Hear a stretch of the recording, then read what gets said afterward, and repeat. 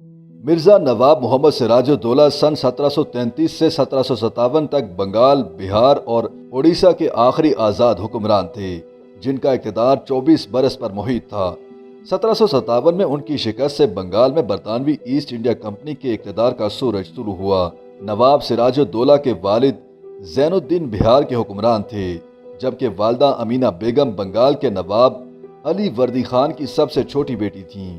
چونکہ نواب علی وردی خان کی کوئی نرینہ اولاد نہیں تھی، اس لیے شروع ہی سے خیال کیا جاتا تھا کہ مرشد آباد یعنی بنگال کے تخت کے وارث بھی نواب سراج الدولہ ہی ہوں گے۔ ان کی پرورش نواب علی وردی کے محلات میں ہوئی اور انہوں نے اوائل جوانی سے ہی جنگوں میں نواب علی وردی خان کے ہمراہ شرکت کی۔ مثلاً 1746 میں مہاراشٹر میں ہندوؤں کو شکست فاش دی۔ 1752 میں نواب علی وردی خان نے سرکاری طور پر سراج الدولہ کو اپنا جانشین مقرر کر دیا۔ نواب ایک مذہبی آدمی تھا اور علی وردی خان کی طرح اس کا تعلق شیعہ مسلک سے تھا۔ سراج الدولہ 1756 میں علی وردی خان کے انتقال پر 23 سال کی عمر میں بنگال کے حکمران بنے۔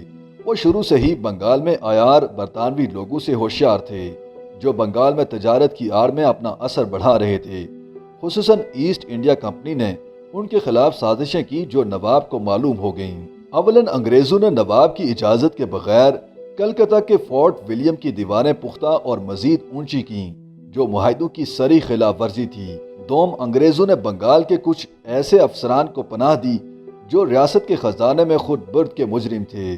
سوم، انگریز خود بنگال کی کسٹم ڈیوٹی میں چوری کے مرتکب تھے۔ ان وجوہات کی بنا پر نواب اور انگریزوں میں مخالفت کی شدید فضا پیدا ہو گئی۔ جب رنگے ہاتھوں ٹیکس اور کسٹم کی چوری پکڑی گئی اور انگریزوں نے معاہدوں کے خلاف کلکتہ میں اپنی فوجی قوت بڑھانا شروع کی تو نواب سراج الدولہ نے جون 1756 میں کلکتہ میں انگریزوں کے خلاف کارروائی کرتے ہوئے متعدد انگریزوں کو قانون کی خلاف ورزی کی وجہ سے قید کر لیا۔ نواب سراج الدولہ کے مخالفین سے انگریزوں نے رابطہ کیا۔ ان مخالفین میں نواب سراج الدولہ کی خالہ گھسیٹی بیگم، میر جعفر المشہور غدار بنگال اور شوکت جنگ شامل تھے۔ میر جعفر نواب سراج الدولہ کی فوج میں ایک جرنیل تھا۔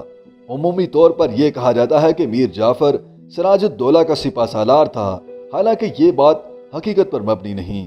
تاہم یہ سچ ہے کہ اس نے نواب سراج الدولہ سے غداری کر کے ان کی شکست اور انگریزوں کی جیت کا راستہ ہموار کیا، جس کے بعد بنگال پر انگریزوں کا عملاً قبضہ ہو گیا۔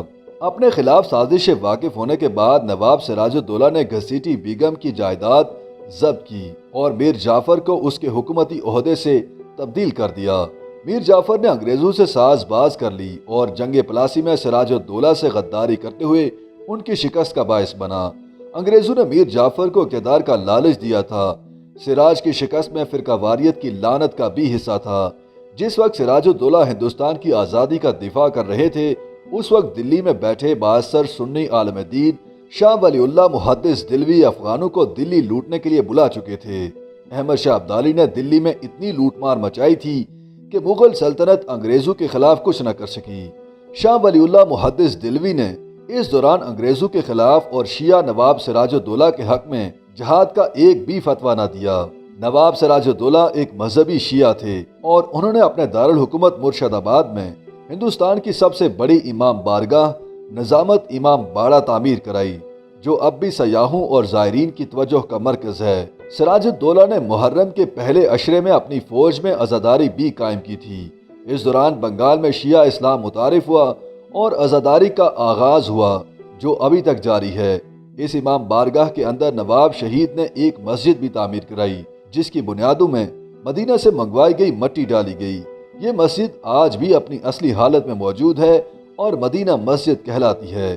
نواب سراج الدولہ اور لارڈ کلائیو کے درمیان پلاسی کے مقام پر جو کلکتہ سے 70 میل کے فاصلے پر ہے 23 جون 1757 کو جنگ ہوئی۔ جنگ کے میدان میں میر جعفر نواب کی فوج کے ایک بڑے حصے کا سالار تھا۔ اس کے ساتھیوں نے نواب کے وفادار سالاروں کو قتل کر دیا جس کی کوئی توقع بھی نہیں کر رہا تھا۔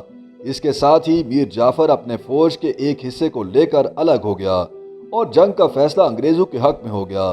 حالانکہ تاریخی روایات کے مطابق میر جعفر نے قرآن پر ہاتھ رکھ کر نواب سے وفاداری کا حلف دیا تھا۔ نواب سراج جنگ میں شکست کے بعد مرشد آباد اور بعد میں پٹنہ چلے گئے۔ وہ اپنی بیوی लुत्फ निसा बेगम और बेटी के हमरा भेस बदल कर एक खानका मीर बाना शाह में रूपोश थे, जहां मीर जाफर के सिपाहियों ने उन्हें गिरफ्तार कर लिया। मीर जाफर के बेटे मीर मीरान के हुक्म पर मोहम्मद अली बेग ने नवाब सिराजुद्दौला को नमाज फजर के बाद शहीद कर दिया। बाज़ रवायात में नवाब को नमाज और सजदा की हालत में सर कलम करके सजाए मौत दी गई। नवाब का मज़ार मुर्शिदाबाद के एक बाग खुश बाग में वाक़ है। अगरचे ये मज़ार की इमारत सादा है मगर अवाम के आदाब का मरकज़ है। इस तरह एक मुसलमान ने मुसलमान के साथ गद्दारी और कत्ल करके गैर मुस्लिमों यानी अंग्रेज़ों की हुकूमत के क़याम में मदद की। जिस मुकाम पर नवाब सिराजुद्दौला को शहीद किया गया वो मीर जाफर की रिहाइशगाह थी, जिसे बाद में अवाम ने नमक हराम डेवड़ी का नाम दिया। गद्दारों ने नवाब की मैयत को हाथी पर रखकर मुर्शिदाबाद की गलियों में घुमाया ताकि अवाम को यकीन हो जाए कि नवाब कत्ल हो चुका है और नया नवाब मीर जाफर तख्त नशीन होगा। अंग्रेजों ने नवाब का खजाना लूट लिया। अंग्रेजों ने माल तकसीम किया। सिर्फ क्लाइव के हाथ 53 लाख से ज्यादा रकम आई। जवाहरात का तो कोई हिसाब ही ना था। मीर जाफर को एक कठपुतली हुक्मरान के तौर पर रखा गया मगर अमलन अंग्रेजों की हुक्मरानी थी। बादअज़ा अंग्रेजों ने ऐसे हालात पैदा किए जिनसे मीर जाफर बेदस्त पा हो गया और हुक्मरानी के काबिल भी न रहा।